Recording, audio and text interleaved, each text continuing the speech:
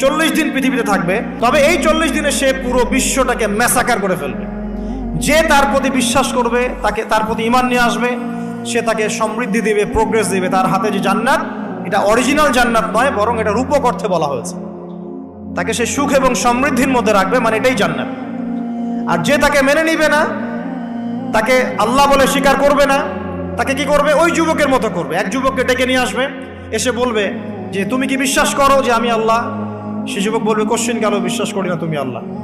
সেই যুবককে হত্যা করা হবে, তার শরীরটাকে দ্বিখণ্ডিত করা হবে, করে এক খণ্ড এদিকে আর এক খণ্ড এদিকে ফেলে দেওয়া হবে।